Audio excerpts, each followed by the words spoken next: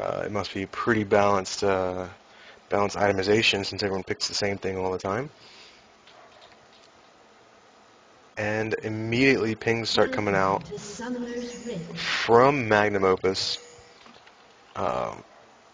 for that top lane to get a ward out on that Wraith bush. However, they're going to meet up right here in the river just south of mid lane. And I don't know how this will work out because Tarek should be starting out with his Dazzle. Here he comes, actually charging, and he's got the stun out. He did pick up Caitlyn, and they got Ignite down on Malphite, and this is going really, really well. Tarek is forced to flash, Caitlyn is forced to flash, and it looks like Caitlyn's going to be the first blood going to MF. That was exactly what they needed. They needed a good, solid level 1. It's going to put them ahead in the lane. They need to turn around, get back to their own blue buff, and sit on the advantage that they have. And actually, straight away, you're going to see MF going back and probably trying to pick up Doran's blade straight out of the gate to just complete the dominance of that level 1. I expect to see maybe selling a potion or two just to pick up the Dorans so that they can feed on that dominance and continue to win lane. Because if they can stay on top of that Caitlyn, they don't have a whole lot to worry about. And there it is. They sold one pot in order to pick up that Doran's. Yes. I was going to do the scoreboard, but I saw them meeting up in the jungle and decided against it.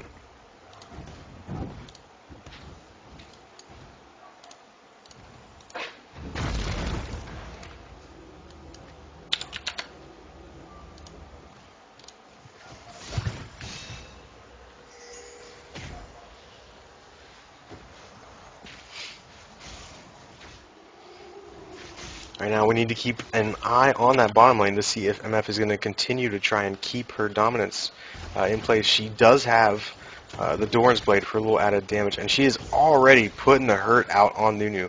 He's underneath 50% health, and that's just off a couple of auto attacks. That early Doran's, based off that first blood, is really, really huge for MF.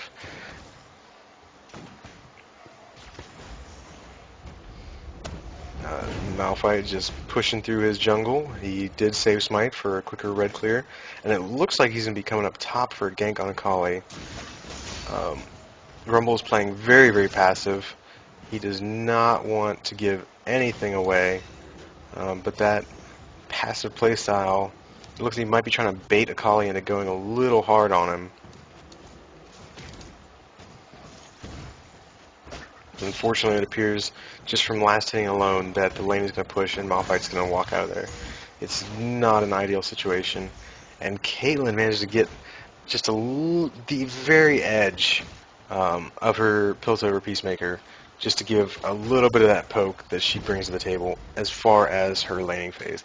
That's what makes her so strong in that laning phase. And the recent buffs really helped her out. With her Piltover Peacemaker, gave her just a little bit more damage over the top of the creeps, as opposed to the level of damage that was present before. You know, in mid lane, very, very even, still very early, 22-18 CS.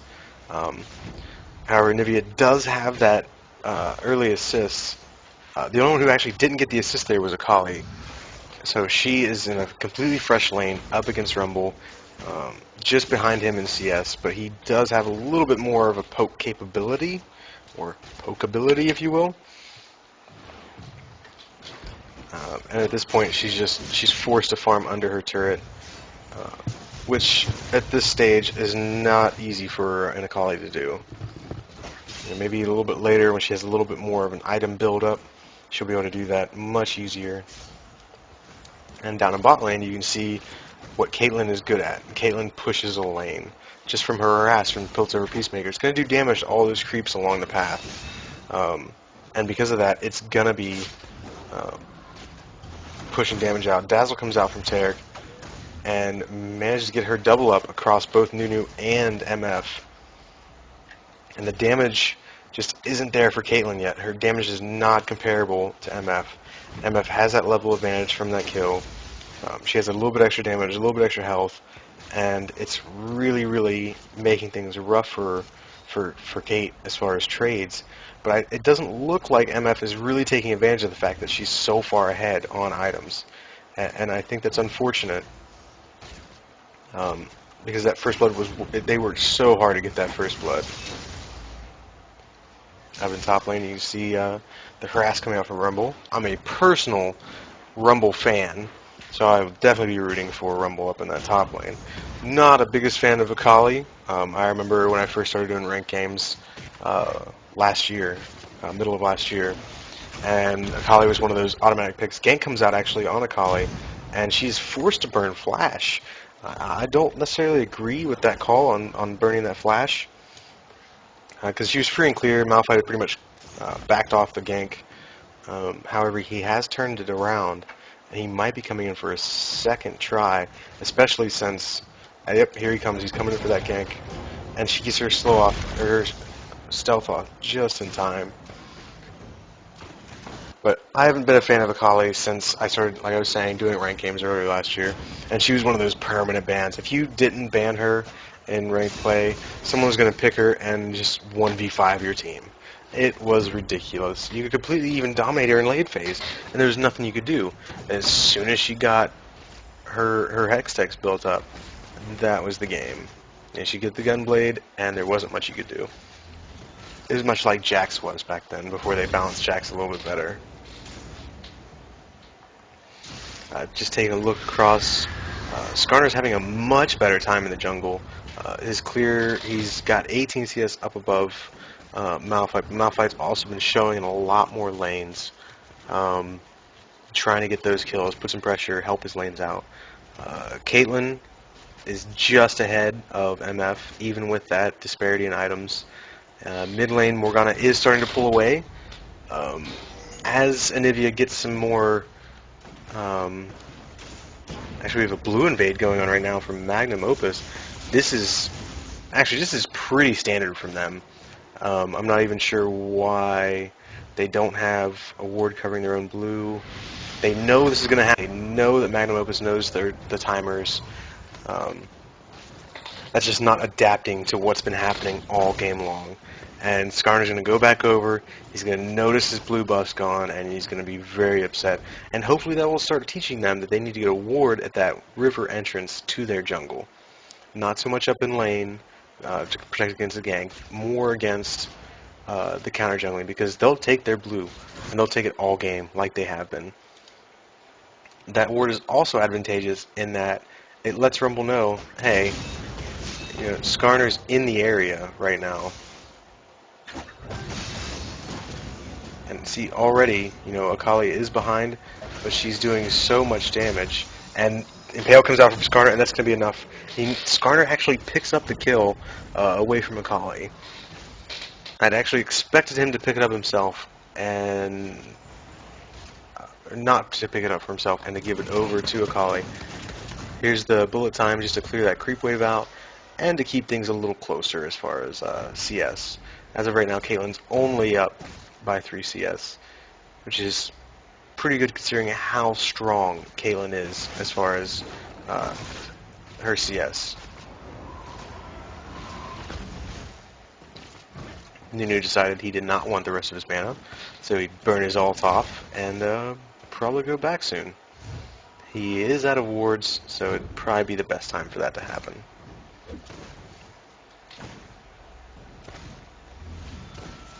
With that, however, it is going to help MF pull ahead in the CS lead, because Nunu did just take about 4 to 5 CS. And actually on the first back, Caitlyn picks up a BF sword and a Vamp Scepter, so not really going for the beefiness, more going for just flat out damage and relying completely on her positioning to win this game. Your AD carry is the person you're relying on for that 30-minute mark to be the one doing all the damage. And if their positioning isn't on point, and she does have a little bit of help with her positioning, that can give her some distance and put a slowdown on whoever's jumping on top of her. But you really don't see that with this comp. you're not going to really see a whole lot of diving onto the AD carry. Um, except for Akali. Akali's going to be the only one. And the problem is, and here comes the Impale out from the bottom, Dazzle does not come out. The teleport comes out. What was a 3v2 just turned into a 4v3, and this is going to backfire significantly for Unfadable Gaming, and they're going to keep this dive going. Malphite's going to tank the turret some, pick up an Ignite, and Nunu actually picks up the kill. Scumbag Nunu taking CS, using his ult, and taking kills.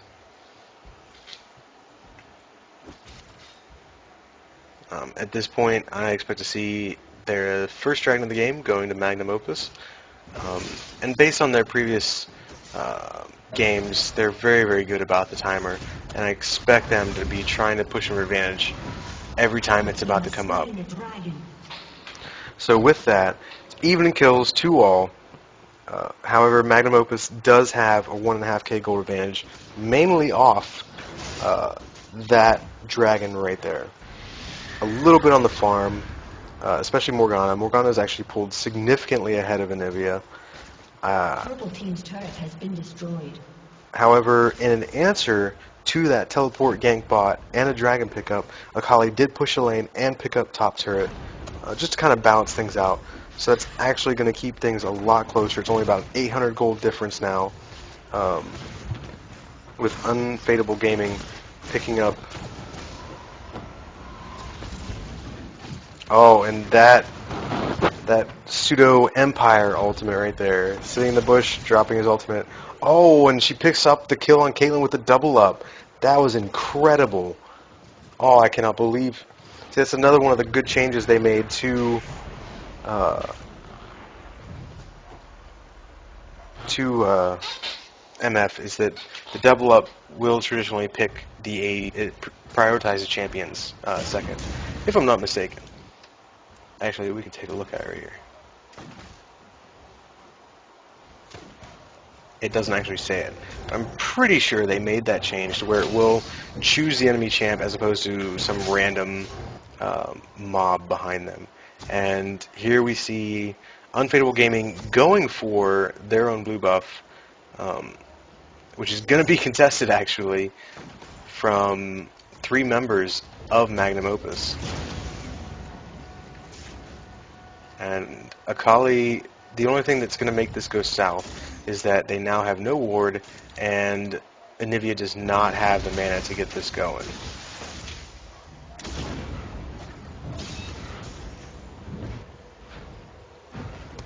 Oh no, and that's going to be curtains for Anivia, and that's exactly what she was waiting on. She was waiting on Anivia to jump in, waiting on Akali rather to jump in, and that's actually going to be quite the cleanup and a free blue buff. And we saw this last game where it was really, really close, and it looked like Unfadable Gaming was doing really, really well, but there's just something that happens that they put that Magnum Opus just turns it up a notch, and that's when they really start doing the damage. That's when they really start running around together. They're counter jungling, they're picking up buffs, they're watching timers, getting kills, getting CS, getting turrets, and it's just this constant stream that they give you this little bit of hope.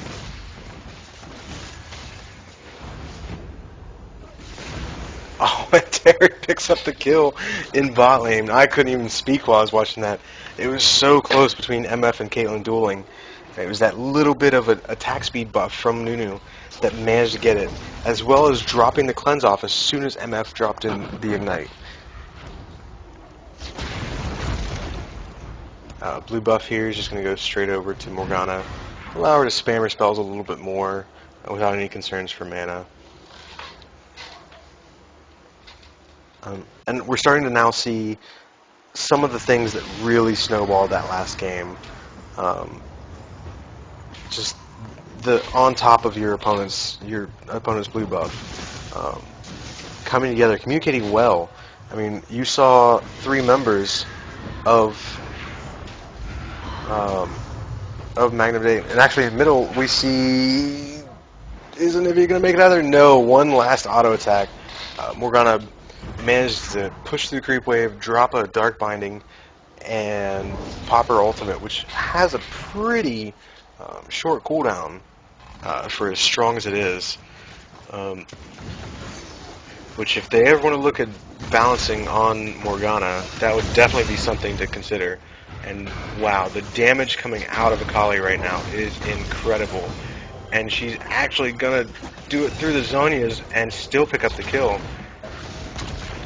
But Rumble was there, and he has decided that that's about enough of this madness. At this point, it just seems like bot lane is farming and everyone else is playing around in mid.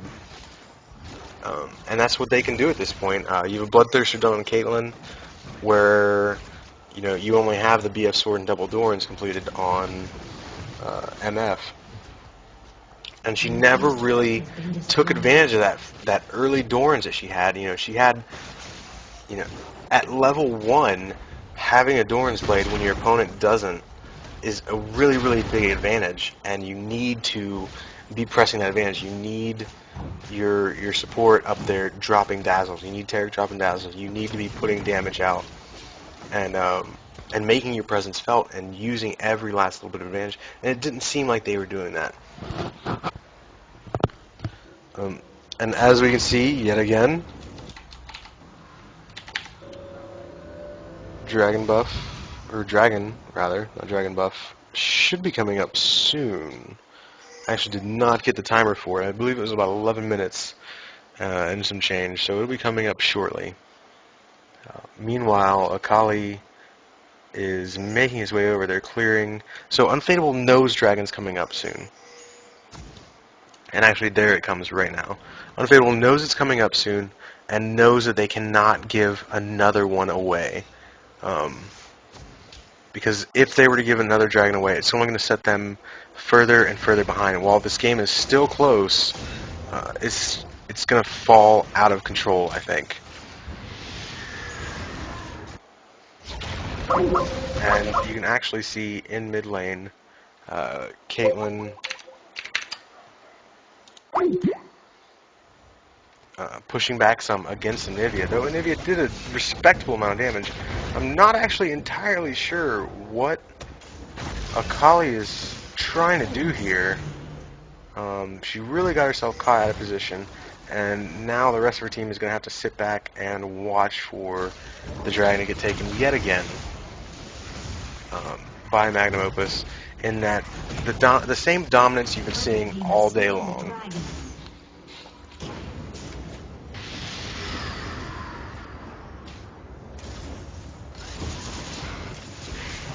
Oh, and then Nivea tries to pick up a little extra CS on the way back and gets spotted out by a ward from Magnum Opus and immediately gets picked off. Dark Binding into the Rumble Ultimate. It's not going to go well, even if you have your egg up. There's just so much damage right now coming out. You've already got Haunted Guys and Magic Pen Boots coming out from Rumble. You have an early Zonias. There's actually not a single Dorans right now on Magnum Opus. They did not build any Dorans in this game at all. They went straight into items. Actually, a little bit of counter jump coming on, and the ultimate and Zonias from Morgana is actually going to take Akali out of this fight, and Skarner's not going to be able to do anything to contest his Baron.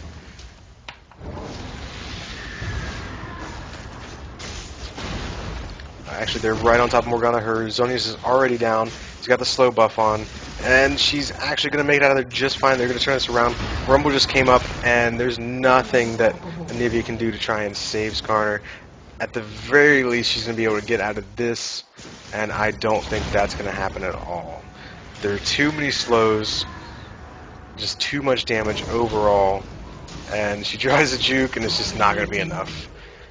Rumble right now is doing an incredible amount of damage.